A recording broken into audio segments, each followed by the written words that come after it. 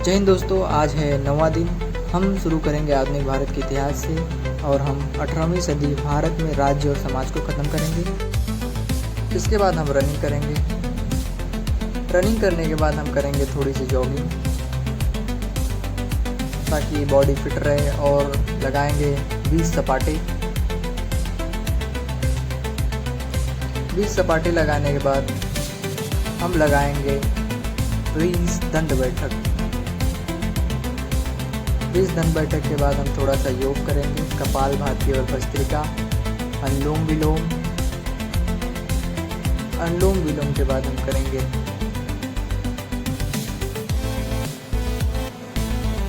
आंतरिक कुंभक, बाह्य कुंभक। उसके बाद करेंगे गौमुखासन। गौमुखासन करने के बाद हम थोड़ी सी इसका प्रयास करेंगे। इसके बाद भ्रामरी करेंगे। भ्रामरी करने के बाद हम 10 मिनट का ध्यान करेंगे। ध्यान करने के बाद हम अपनी डायरी पूरे दिन का टास्क लिखेंगे और अपने दिन की तरफ आगे बढ़ेंगे। जय हिंद।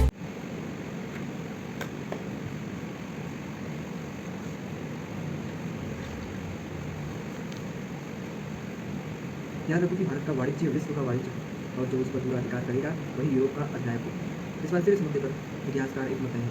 मुगल साम्राज्य के पतन के कारण और छोटे छोटे स्वायत्त राज्यों के उठ खड़े होने से पूरे देश में आर्थिक स्थिति में गिरावट आई। या भारत में कुछ हिस्सों में व्यापार, कृषि तथा दस्तकारी का उत्पादन फूलता फूलता रहा और दूसरे हिस्से में अस्त व्यस्त हो गया तथा आमतौर पर इसमें गिरावट आई। लेकिन कुल मिलाकर विचार किया जाए तो ये बहुत अधिक हानि नहीं हुई। मगर सवाल यह नहीं है कि कहीं थोड़ी प्रगति हुई और कहीं थोड़ी अनुमति, बल्कि प्रश्न मूलभूत आर्थिक ठहराव का है। हालांकि भारतीय अर्थव्यवस्था में विकास की गुंजाइश थी तथा आर्थिक जीवन में एक प्रकार की निरंतरता थी, परंतु 18वीं सदी के दौरान 17वीं सदी के मुकाबले आर्थिक गतिविधियों में कोई बहुत अधिक सुबुगाहट अथवा उल्लास नजर नहीं आता। इसके विपरीत निश्चित रूप से आश की प्रवृत्ति दिखाई देती है।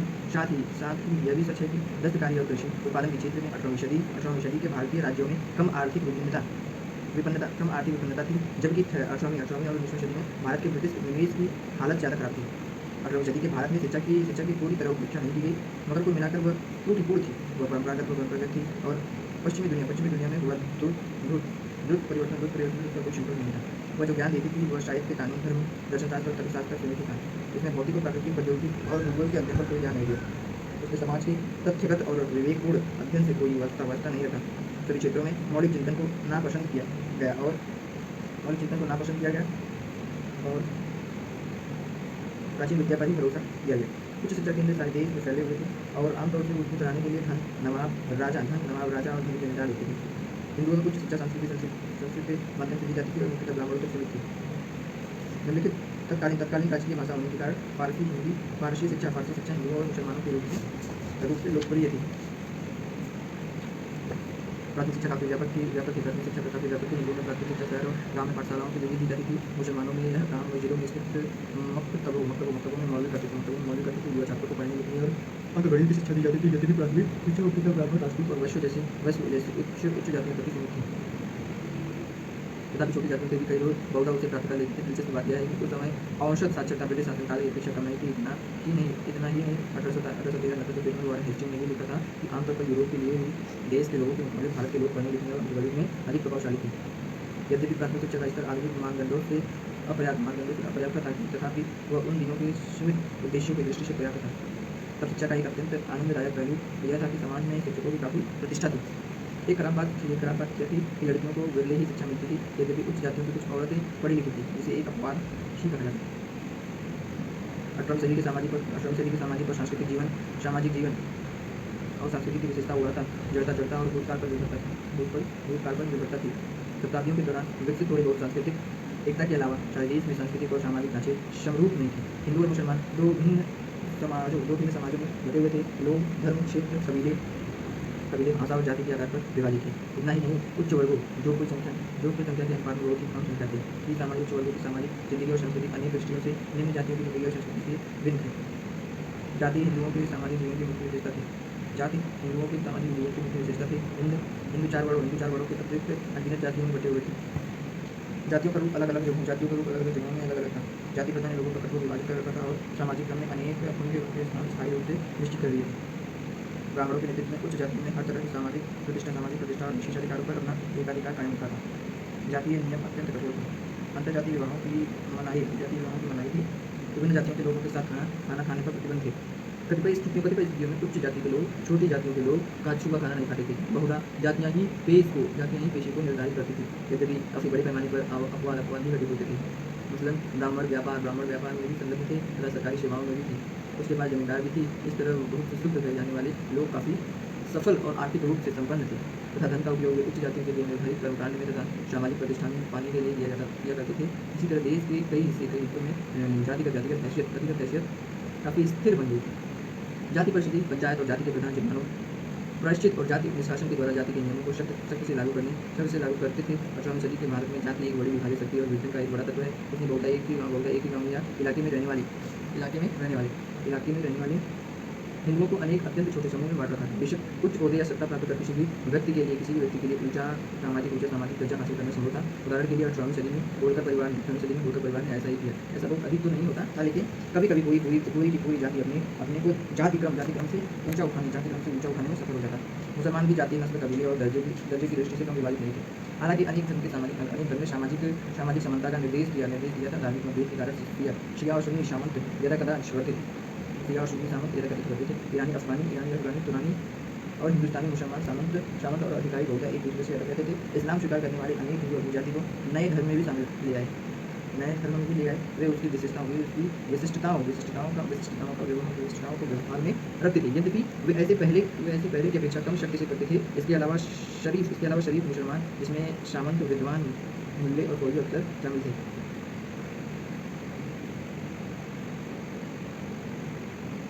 मुसलमानों या निम्न वर्गों के मुसलमानों को उसी तरह से नीची निगाह से देखती थी जैसे उच्च जाति के हिंदू नीची जाति के हिंदुओं को देखते थे। 18वीं सदी के भारत में परिवार की व्यवस्था 35-57 थी। यानी परिवार में वरिष्ठ पुरुष सदस्य का बोलबाला होता था और संपत्ति में दाएं भाग से पुरुषों, दाएं भाग शेर में पुरुषों को होता था। केरल में परिवार मातृप्रधान था। केरल के बाहर औरत का पुरुष का लगभग पूरा नियंत्रण होता था। उसने आशा की जाति थी वे माता और पत्नी की भूमिका निभाए। इस रूप में उनको काफ़ी आदर सम्मान दिया जाता है। यहाँ तक कि युद्ध और अराजकता के समय भी औरत को गरिले तंग किया जाता था। उनके साथ आदरपूर्वक व्यवहार किया जाता था। 19वीं सदी के आरंभ में एक यूरोपीय पर्यटक एक दुबाचे ने टिप्पणी की एक हिंदू औरत कहीं भी, यहाँ तक कि अत्यंत भीड़ भाड़ वाली जगहों में भी अकेले जा सकती है और उसे अकर्मण्य आवारा लोग की निगाहों और दिल लगने का डर नहीं होता। ऐसा मकान जिसमें केरल औरत रहती है एक ऐसा पवित्र स्थान है जिसकी मर्यादा भंग करने का ख्याल कोई अत्यंत निर्लज्ज लंपट स्वप्न भी नहीं मिला सकता। मगर तत्कालीन औरत का अपना कोई अलग व्यक्तित्व नहीं था। इसका यह मतलब नहीं है कि इसके अपवाद नहीं हुए। अहिल्याबाई ने इंदौर पर 1766 से 1996 तक बड़ी सफलता के साथ शासन किया। 18वीं सदी के राजनीतिक में कोई अन्य हिंदू और मुसलमान महिलाओं ने महत्वपूर्ण भूमिका अदा की। उच्च वर्ग की महिलाओं को घर से बाहर काम नहीं करना होता था, मगर कृषक औरतें आमतौर से खेतों में काम करती थी और गरीब वर्गों की औरतें परिवार की आमदनी को पूरा करने के लिए बहुधा अपने घरों से बाहर जाकर काम करती थी। पर्दा अधिकतर उत्तर भारत के उच्च वर्गों में ही प्रचलित था। दक्षिण भारत में उसका प्रचलन नहीं था। लड़कियों को एक दूसरे के साथ मिलने जुलने नहीं दिया जाता था। सभी शादियाँ परिवार के प्रधान तय करते थे। पुरुषों को एक से अधिक पत्नियाँ रखने की इजाज़त थी, मगर समृद्ध लोगों को छोड़कर पुरुष सामान्यतः एक पत्नी ही रखते थे। दूसरी ओर एक औरत से आशा रखी जाती थी कि वह अपनी ज़िंदगी में सिर्फ एक बार शादी करेगी। बाल विवाह प्रथा सारे देश में प्रचलित थी। कभी बच्चों की शादी केवल 3 या 4 वर्ष की उम्र में कर दी जाती थी। उच्च वर्गों में सदियों पर भारी रकम खर्च करने और दुल्हन को दहेज देने की कुप्रथा प्रचलित थी। दहेज की कुप्रथा खासकर बंगाल और राजस्थान में व्यापक रूप से प्रचलित थी। महाराष्ट्र से उसे कुछ हद तक पेशवा ने प्रभावशाली ढंग से दबा दिया था। जाति प्रथा अतिरिक्त 18वीं सदी के भारत की 2 बड़ी सामाजिक कुरीतियाँ थी, सती प्रथा और विधवाओं खराब अवस्था। सती प्रथा के अंतर्गत एक विधवा अपने मृत पति के शव के साथ किया करती थी। यह प्रथा अधिकतर राजपूताना, बंगाल और उत्तरी भारत के अन्य हिस्सों में प्रचलित थी। सती प्रथा दक्षिण भारत में प्रचलित नहीं थी। मराठों ने उसे बढ़ावा नहीं दिया। राजपूताना और बंगाल में भी सती प्रथा का प्रचलन केवल राजाओं और सरदारों, बड़े जमींदारों और उच्च वर्गों में प्रचलित था। उच्च जातियों की विधवाएं फिर से शादी नहीं कर सकती थी, जबकि कुछ क्षेत्रों में कुछ जातियाँ उदाहरण के लिए महाराष्ट्र के गैर ब्राह्मण, जाट और उत्तर भारत के पहाड़ी क्षेत्रों के लोगों में पुनर्विवाह काफी प्रचलित था। हिंदू विवाह की अवस्था आमतौर पर दयनीय होती थी। उसके कपड़े, भोजन और आने जाने आदि पर सब प्रकार के प्रतिबंध होते थे। आमतौर से आशा की जाती थी कि वह सांसारिक सुखों को त्याग देगी और अपने पति या भाई के परिवार के सदस्यों की निस्वार्थ सेवा करेगी। वह अपने ससुराल या मायके में नहीं रह सकती थी। भारतीय विधवाओं के कठिन और कठोर जीवन को देखकर संवेदनशील बहुधा द्रवित हो जाती थी। आमेर के राजा सवाई जयसिंह और मराठा सेनापति परशुराम भाऊ ने विधवा पुनर्विवाह को बढ़ावा देने की कोशिश की मगर वे असफल रहे। 18वीं सदी के दौरान सांस्कृतिक दृष्टि से भारत में दुर्बलता के लक्षण दिखाई पड़े। 20 पिछली सदियों से सांस्कृतिक निरंतरता कायम रखी गई, मगर साथ ही भारतीय संस्कृति पूरी तरह परंपरावादी बनी रही। तत्कालीन सांस्कृतिक क्रियाकलापों का खर्च अधिकतर शाही दरबार शासक और सामंत तथा सरदार वहन करने थे। मगर उनकी आर्थिक हालत खराब होने के कारण सांस्कृतिक कार्यों को धीरे धीरे अवहेलना होने लगी। इन सांस्कृतिक शाखाओं में तेजी से गिरावट आई जो राजाओं, राजकुमारों और सामंतों के संरक्षण पर निर्भर थी। यह बात सबसे अधिक मुगलों में वास्तुकला और चित्रकला के लिए सही थी। मुगल शैली के अनेक चित्रकार प्रांतीय दरबारों में चले गए और हैदराबाद, लखनऊ, कश्मीर और पटना में चमके। साथ ही चित्रकारी की नई शैलियों का जन्म हुआ और उन्हें उपलब्धियां प्राप्त हुई। कांगड़ा और राजपूत शैलियों के चित्रों ने नई तेजस्विता और रुचि प्रदर्शित की। वास्तुकला के क्षेत्र में लखनऊ का इमामबाड़ा तकनीकी की निपुणता नगर वास्तु कलात्मक रुचि में आकर्षक को प्रदर्शित करता। दूसरी ओर जयपुर शहर और उनकी इमारतें ओजस्विता की निरंतरता के उदाहरण है। 18वीं सदी में संगीत विकसित होता और फलता फूलता रहा। इस क्षेत्र में मोहम्मद शाह के शासनकाल में महत्वपूर्ण प्रगति हुई। लगभग सभी भाषाओं में कविता का जीवन से संबंध जुड़ गया और वह अलंकारिक कृत्रिम यंत्रवत भावना को प्रदर्शित किया, जबकि उसकी विषय वस्तु ने उसके संरक्षकों, सामंती, अमीरों और राजाओं के अत्यधिक जीवन में गिरावट को दर्ज दी। 18वीं सदी के साहित्य जीवन का एक उल्लेखनीय पहलू था उर्दू भाषा का प्रसार और उर्दू कविता का जोरदार विकास। उर्दू धीरे धीरे उत्तर भारत के उच्च वर्गों के परस्पर सामाजिक संपर्क का माध्यम बन गई। यद्यपि उर्दू कविता की भी वही कमजोरियां थी जो अन्य भारतीय भाषाओं के समसामयिक साहित्य की थी, पर उसने मीर सौदा नज़ीर और 19वीं सदी की महान प्रतिभा मिर्जा गालिब जैसे प्रखर कवियों को पैदा किया। इसी प्रकार मलयालम साहित्य में भी पुनर्जीवन देखा गया। वह विशेषकर त्रावणकोर शासकों मार्तंड वर्मा और राम वर्मा के संरक्षण हुआ। केवल केरल का एक महान कवि कुंचन नंबियार इसी समय हुआ, जिसने आम बोलचाल की भाषा में जनप्रिय कविता लिखी। 18वीं सदी के केरल में कथकली साहित्य, नाटक और नृत्य का भी पूर्ण विकास हुआ। अनोखी वास्तुकला और भित्ति चित्रों वाला पद्मनाभ राजप्रसाद भी 18वीं शताब्दी में बनाया गया।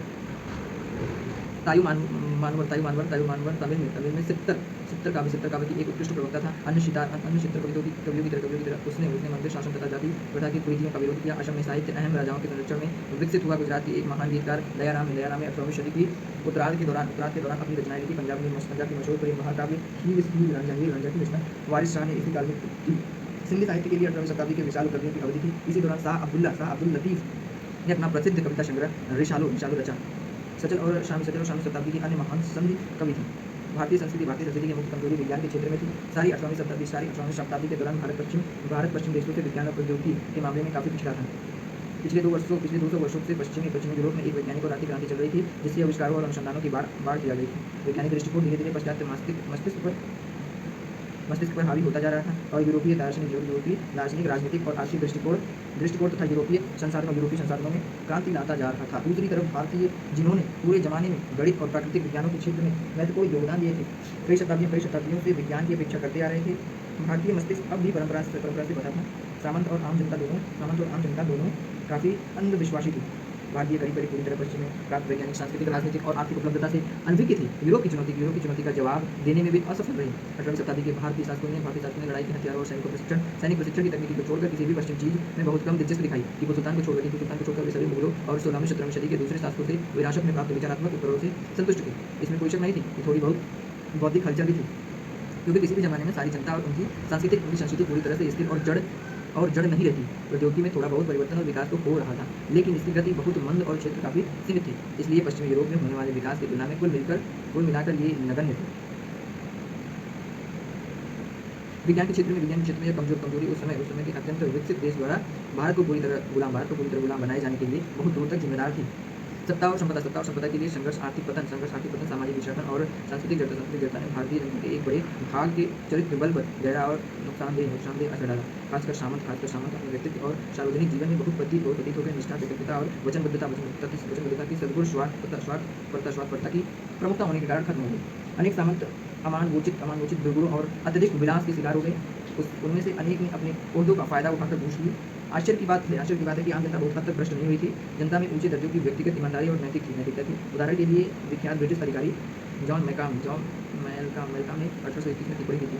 मैं किसी अन्य महान जनसंख्या का उदाहरण नहीं जानता जिसने समान परिस्थितियों में उथल-पुथल और निरंकुश समान शासन के इस तरह के काल में इतने सद्गुण और खूबियों को संजोए रखा हो जो यहाँ के अधिकांश देशवासियों में पाई जाती है। खासकर उसने चोरी, मदा शक्ति और हिंसा जैसे आम लोगों के अभाव की प्रशंसा की। इसी प्रकार क्रानफोर्ड नामक एक अन्य यूरोपीय लेखक ने लिखा, नैतिकता के अनेक नियम उदार हैं। सत्कार और परोपकार उनमें न केवल जोरदार रूप से भरा पड़ा है, बल्कि मेरा विश्वास है कि उन्हें कहीं भी उतने व्यापक रूप से व्यवहार में नहीं देखा जाता जितना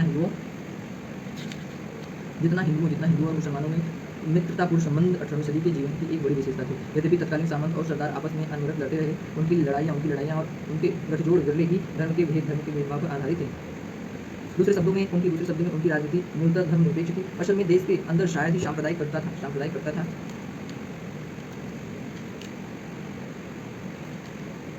हिंदू और मुसलमानों में मित्रतापूर्ण संबंध 18वीं सदी के जीवन की एक बड़ी विशेषता थी। यद्यपि तात्कालिक सामंत और सरदार आपस में अनवरत लड़ते रहे, उनकी लड़ाइयाँ और उनके गठजोड़ विरले ही धर्म के भेदभाव पर आधारित थे। दूसरे शब्दों में उनकी राजनीति मूलतः धर्मनिरपेक्ष थी। असल में देश के अंदर शायद ही सांप्रदायिक करता था। धार्मिक असहिष्णुता थी। छोटे बड़े सभी लोग एक दूसरे के धर्म की इज्जत करते थे और देश में सहिष्णुता, यहाँ तक कि मेलजोल की भावना व्यक्त थे। हिंदू और मुसलमानों के पारस्परिक संबंध भाईचारे के थे। यह कथन विशेषकर गांवों और शहरों की आम जनता के लिए सही था, जो धर्म की भेदभाव का ख्याल किए बिना एक दूसरे के सुख दुख में पूरी तरह हिस्सा लेती थी। हिंदू और मुसलमान गैर धार्मिक क्षेत्रों जैसे सामाजिक जीवन और सांस्कृतिक कार्यों में परस्पर सहयोग करते थे। एक मिश्रित हिंदू मुसलमान संस्कृति या सम्मान और तरीके तथा दृष्टिकोण का विकास बेरोक जारी रहा। हिंदू लेखकों ने बहुधा फारसी में लिखा और मुसलमान लेखकों ने हिंदी, बंगाल और अन्य देशी भाषाओं में लिखा। मुसलमान लेखकों की विषय वस्तु बहुधा हिंदू सामाजिक जीवन और धर्म जैसे राधा कृष्ण, सीताराम और नल दमयंती होती थी। उर्दू भाषा और साहित्य के विकास ने हिंदू और मुसलमानों के संपर्क का नया क्षेत्र प्रस्तुत किया। धार्मिक क्षेत्र में भी हिंदुओं के बीच भक्ति आंदोलन तथा मुसलमानों में सूफी मत के प्रसार के फलस्वरूप पिछली कुछ शताब्दियों से जो पारस्परिक भाव और सम्मान की भावना विकसित हो रही थी, वह बढ़ती रही। बड़ी संख्या में हिंदू मुसलमान सिद्धों की पूजा करते थे और अनेक मुसलमान भी हिंदू देवताओं और संतों के प्रति सम्मान श्रद्धा रखते थे। मुसलमान शासक सामंत और जनसाधारण ने खुशी से हिंदू त्योहारों जैसे होली, दिवाली और दुर्गा पूजा में भाग लिया। इसी तरह हिंदुओं ने मुल्कों के जलसे में हिस्सा लिया। हिंदू आधिकारिक दूसरे मुस्लिम त्योहार में आगे रहते थे। अजमेर में शेख मोइनुद्दीन चिश्ती ने पवित्र स्थान की वित्तीय मदद मराठा लोग भी किया करते थे।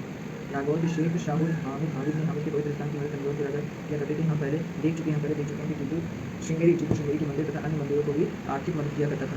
यह उल्लेखनीय बात है कि 19वीं सदी के पूर्वार्ध के सबसे महान भारतीय राजा राजमोहन राय हिंदू और इस्लामी दार्शनिक तथा धार्मिक सिद्धांतों से समान रूप से प्रभावित थे। इस बात पर भी गौर किया जाना चाहिए कि धार्मिक संबद्धता सांस्कृतिक और सामाजिक जीवन से अलगाव का मुख्य मुद्दा नहीं था। हिंदू और मुसलमान उच्च वर्गों के जीवन के तौर तरीके जितने समान थे उतने हिंदू उच्च वर्ग और निम्न तथा मुसलमान उच्च वर्ग और निम्न वर्ग के नहीं थे। इसी तरह क्षेत्र या इलाके अलगाव के मुद्दे बढ़ते थे। एक क्षेत्र के लोगों के बीच धर्म भिन्न होने पर भी जितनी सांस्कृतिक एकता थी, उतनी अलग अलग क्षेत्रों में रहने वाले लोग एक धर्म के लोगों के बीच नहीं थे। गाँव में रहने वाले लोगों के सामाजिक और सांस्कृतिक जीवन का ढर्रा शहरी लोगों से अलग था।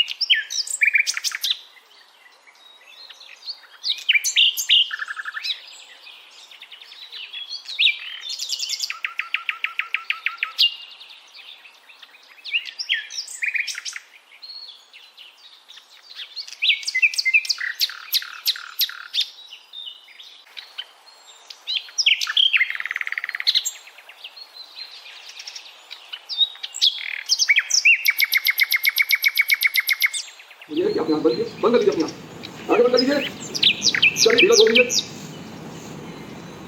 आगे बंद, शरीर ढीला, सांसों पर ध्यान, सिर्फ देखिए सांसों, आप कुछ मत करिए प्लीज, नहीं आपको तो परिणाम देगी, इफेक्ट रिजल्ट नहीं मिलेगा। आगे बंद, शरीर ढीला, सांसों पर ध्यान,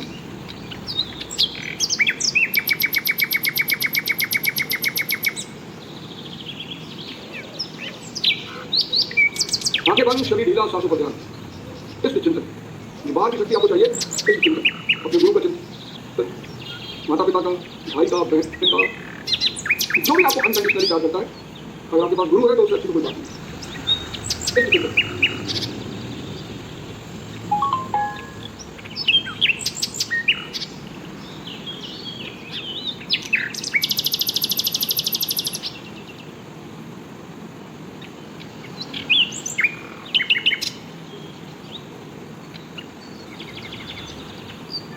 1680 में जैसे आज ट्रम्प फंस गया है, 1680 में मैं सुनाता हूँ कैसे औरंगजेब का जीवन बर्बाद हुआ।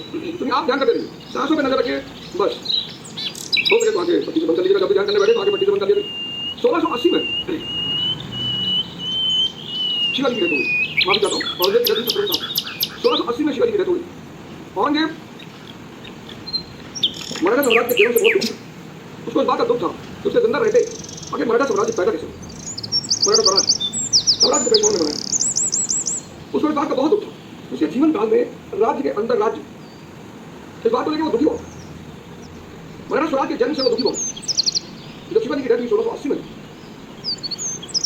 औरंगजेब ने सोचा कि मराठा स्वराज की समस्या को खत्म किया। संभाजी शिवाजी के पुत्र वो गद्दी पर बैठे, अच्छी योद्धा। संभाजी महाराज ने क्या किया कि औरंगजेब का एक बागी पुत्र था अकबर, बहुत छोटा था अपने पिता से। मानी की बात है, हर आदमी आपकी बेवकूफियों को सपोर्ट नहीं करेगा, हर आदमी आपकी बेवकूफियों को सपोर्ट नहीं करेगा। आप आंख बंद रखिए और सांस को देखिए, शरीर ढीला, आनंद की अवस्था में बैठिए, कोई दबाव नहीं, कोई चिंता नहीं, कोई चुनौती नहीं। देखिए आपका मन आपको बैठने नहीं देगा, देखिए गौर करिए। जब ये आपका मन आपके साथ नहीं है तो दुनिया में कोई और आपके साथ होकर भी क्या कर लेगा। औरंगजेब राजपूतों से लड़ा, ये हमारे बड़े पुराने सहयोगी हैं और इन्होंने ही मुगल साम्राज्य भरने में अहम भूमिका निभाई, हमारे मित्र हैं, बहादुर हैं, लड़ना जानते हैं, इनसे कहे लड़ा गया। औरंगजेब का बंद मिला वो बेचारा भागे राजपूतों से मिल गया। अब्बा से दुश्मनी, अब्बा वो भी औरंगजेब भागा दक्षिण की तरफ, तो महाराष्ट्र में पहुंचे उसने संभाजी महाराज के दरबार में शरण लिया। अब संभाजी महाराज के दरबार में जब उसने शरण लिया तब फिर औरंगजेब को बहुत गुस्सा, तुम मेरा दुश्मन बेटे को शरण दो। दक्कन की जो राज्य थे उसने अहमद का खत्म कर बचे थे बीजापुर घूम के, उसने डोरा डंडा उठाया औरंगजेब का, कहा चलो दक्कन, तो बीजापुर को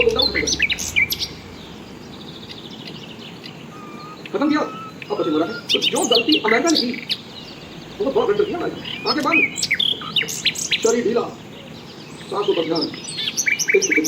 देखिए देखिए अपने मन को वापस साथ नहीं देगा,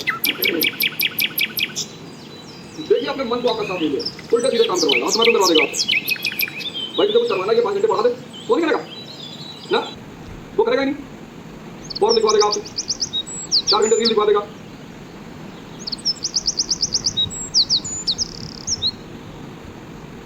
जो गलती यूनाइटेड स्टेट्स ऑफ अमेरिका ने की ईरान पहुंचकर उनके सुप्रीम लीडर को मार दिया, ये बहुत बड़ी गलती थी अमेरिका, क्योंकि जब मेन लीडरशिप खत्म हो जाती है तो आप बात किससे करोगे। आज की डेट में सारा ईरान अमेरिका के खिलाफ खड़ा है। ये कह रहे थे हम जाएंगे, हमारा स्वागत होगा, वहां की पब्लिक ने विद्रोह किया, कहां गई वो विद्रोही पब्लिक, कहां गई। एक हफ्ते में हम युद्ध को पलट देंगे, ईरान को हम प्रजातंत्र दे देंगे, डेमोक्रेसी दे देंगे, वहां की जनता को हम बचाने जा रहे हैं। कहां है वो जनता, वो जनता कहां है जिसको आप बचाने के लिए गए थे। हाँ? ये बहुत बड़ी गलती और अमेरिका ने की, बहुत बड़ी। यही गलती औरंगजेब ने की, बीजापुर गोलकुंडा को खत्म कर दिया। 1689 में उसने संभाजी महाराज को पकड़ लिया। अब संभाजी महाराज ने औरंगजेब से कहा कि भाई तुम मरे छो, क्यों तुम अगर अपनी बेटी की शादी मुझसे करते हो तो तुम प्योर हो। अब ये बात औरंगजेब से कहना कितनी बड़ी बात, उसने संभाजी महाराज की हत्या करवा दी, बहुत बड़ी गलती है। जो गलती आज डोनाल्ड ना, जो गलती आज डोनाल्ड ट्रंप ने की है, खामनी को बांध है, वही गलती 1689 में औरंगजेब ने की संभाजी महाराज को मान नेतृत्व बचा नहीं, लीडरशिप बचा नहीं, सारे मराठी योद्धा बन गए सारे। औरंगजेब उत्तर आता था, वो दक्षिण से पत्थर मारते थे, वो दक्षिण जाता था उसको पूर्व से पत्थर मारते थे, वो पूर्व आता था उसको पश्चिम से पत्थर, मतलब 22 साल, कितने साल? 22 साल औरंगजेब को नशा बता मारा। जो भ्रम डोनाल्ड ट्रंप को थे कि हम सर्वशक्तिमान हैं, वही भ्रम औरंगजेब को भी, और भ्रम बड़ी खतरनाक चीज होती है। आदमी को भ्रम नहीं पाता।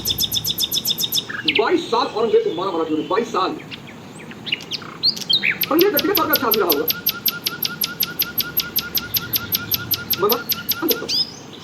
लेकिन वो एक अच्छा राजा है। वो व्यक्तिगत तौर पर अच्छा इंसान हो सकता है, पर वो अच्छा राजा कदा भी नहीं, आज नहीं, पता नहीं लोग तो समझ करते हैं, उनके सपोर्ट में क्यों खड़े होते हैं, उनकी अपनी साइकोलॉजी होगी, उनकी अपनी मर्जी होगी। इस्लामिक इतिहास हीरो से भरा हुआ, नायकों से भरा हुआ, एक से नायक, हिंदुस्तान के बच्चे खाते मुसलमानों को औरंगजेब पसंद है, ये बात मुझे कभी हजम नहीं। मैं बहुत संपर्क में रहा हूँ और अच्छे मुसलमान, आने पढ़े लिखे, मतलब हमारा जो टैक्सी बनाता था, कार बनाता था, नहीं वो कहता था मुसलमान करेंगे, जाओ यार तुम कोई बात नहीं, तुम बेचारे पढ़े लिखे नहीं, तुम्हारी गलती माफ, पढ़े लिखे आलिम। एएमयू का रिसर्च स्कॉलर, एएमयू की बड़ी यूनिवर्सिटी है, कितनी प्यारी यूनिवर्सिटी है, कितने महान शख्सियतों को एएमयू ने जन्म दिया, मतलब एक सम्मान मेरा एएमयू को देता अलीगढ़ मुस्लिम यूनिवर्सिटी, मेरे बड़े सारे मित्र, अरे एक शानदार मित्र शमशाद भाई है, अभी मेरे साथ प्रोग्राम में थे, क्या रामदेव पारस पढ़े, ऐसा चौपाई पढ़ते जैसा लगता है पंडित, ऐसा चौपाई पढ़ते जैसा लगता है ब्राह्मण, ऐसे मुसलमान। 22 साल औरंगजेब को मारा मराठियों ने। तो आप सोचो डोनाल्ड ट्रंप का क्या हाल था, डोनाल्ड आंख बंद, शरीर ढीला, सांसों पे ध्यान, और चिंतन, सांस खींचनी नहीं है बेटा, सांस खींचनी नहीं, देखनी है, सांस खींचनी नहीं है, देखनी है, देखनी। सांसों की माला से घुंघरू है, सांसों की माला से घुंघरू है, बड़ी रहस्यमयी बात है, बहुत रहस्यमयी। सांस बदल लो, मनोभाव बदल जाते हैं, सांस बंद आदमी खत्म, जब तक सांस है तब तक जीवन है। सांसों और मनोभावों का बड़ा गहरा संबंध है। आंख बंद करके रखिएगा और संकल्प लीजिए कि मुझे स्वयं को सुधारना है, शक्तिशाली बनना। 3 बार ये संकल्प अपने अंदर मन ही मन में लीजिए, बोलना नहीं है। अच्छा, जो गलती, ये संकल्प 3 बार लेना, मुझे अपने आप को शक्तिशाली बनाना है, मुझे अपने आप को सुधारना है और शक्तिशाली बनाना है, मुझे अपने आप को सुधारना है और शक्तिशाली बनाना है।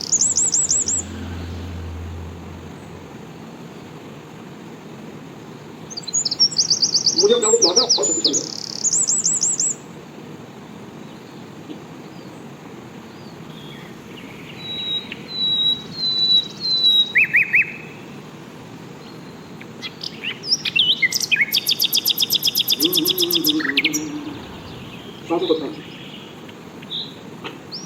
सांसों को देखना है, आपको करिए, ना बाहर खींचिए ना अंदर खींचिए, आप सिर्फ देखिए। देखिए आपको मैंने आपको बैठने दे रहा, काफी मैंने जो गलती औरंगजेब और डोनाल्ड ट्रंप ने की, वही गलती ने बोली सही है। परिणाम वहां के राजा को हटा दिया, अपने भाई जोधपुर को बैठा दिया, वो भी पठारों का देश, महाराष्ट्र पठार, ईरान पठार, ज्योग्राफी तीनों तरह की बड़ी खतरनाक। और जहां भी ज्योग्राफी खतरनाक होती है वहां के लोग गुरिल्ला वॉर के माहिर होते हैं। राजस्थान छापामार युद्ध, ठीक है, राणा प्रताप हार गया, लेकिन अकबर को पानी पिलाया, जब तक जिंदा रहे तब तक पानी पिलाया। जहां भी ज्योग्राफी खतरनाक होगी वहां का आदमी छापामार युद्ध करेगा। स्पेन ने तबाह कर दिया नेपोलियन को, बर्बाद हो गया नेपोलियन। वो सारा खजाना जो यूरोप से लूट कर लाया था सब चला। औरंगजेब को भी कलमदान कराने पड़े, कलमदान जो चांदी सोने का कलमदान जो उसको कराना पड़ा, दीवाने आम दीवाने खास की रेलिंगों पे जो सोना लगा था उसको कराना पड़ा, इतना भारी पड़ गया उसको मरा करेगा। तुम देखो डोनाल्ड ट्रंप को क्या जलाना पड़े, क्या जलाना पड़े।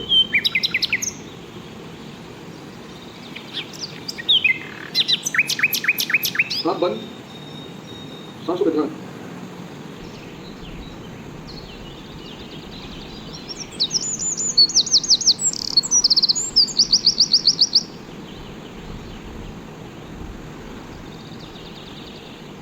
हाथ बंद, सांसों पे ध्यान, शरीर ढीला, जितने लोग अपने मन के गुलाम हैं, उनका मन उनका भाग्य लिखता है। मन का गुलाम मतलब आप मन के इशारे पे चलते हैं, उसका नहीं पढ़ना है, नहीं पढ़ना, मूवी देखेंगे ना, मूवी देखेंगे, सिगरेट पीना, सिगरेट पीना, तो मन के गुलाम। कौन सा ऐसा सिगरेट पीने वाला है जिसको इस बात का एहसास नहीं है कि सिगरेट पीने से स्वास्थ्य खराब होता है, सबको पता है, लेकिन मन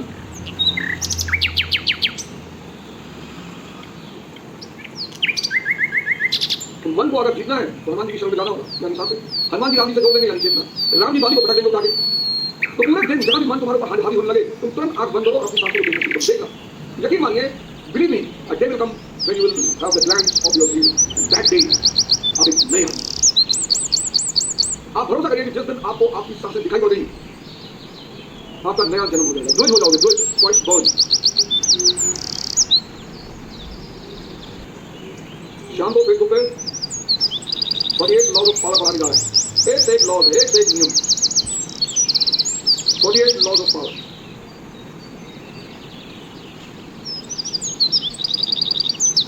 कल वेबिनार लिया था, नोट्स कैसे बनाना चाहिए। जिससे हो गए लोग, ऐसे ऐसे लोग यूनिवर्सिटी कोचिंग में 2.5 लाख रुपया लिया, बताया नहीं। आप सबका बहुत धन्यवाद कि आप सब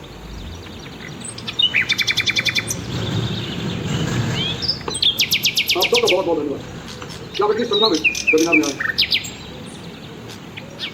तो हिस्ट्री का नोट्स बनाना सिखाया, ज्योग्राफी का नोट्स बनाना सिखाया, माता एक ही क्लास का था, 2 दिया।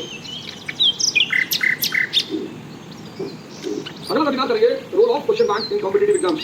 जिसने क्वेश्चन बैंक को सॉल्व कर लिया और क्वेश्चन बैंक का खेल जिसको समझ में आ गया, तो कोई भी परीक्षा दे, नीट भी दे, आईआईटी भी दे, आईएएस भी दे, कोई भी दे, जिसको क्वेश्चन बैंक को डिकोड करना आ गया, समझ लो उसका सिलेक्शन हो गया। जिसको क्वेश्चन बैंक को डिकोड करना आ गया, समझ लो उसका सिलेक्शन हो गया।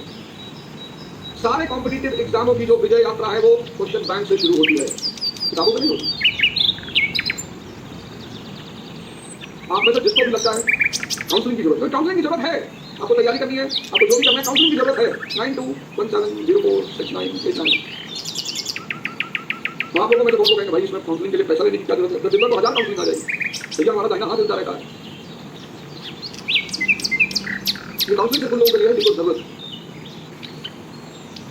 9217046989। अपनी डायरी उठाइए और पूरे दिन का प्रोग्राम नोट डाउन करिए, पूरे दिन का।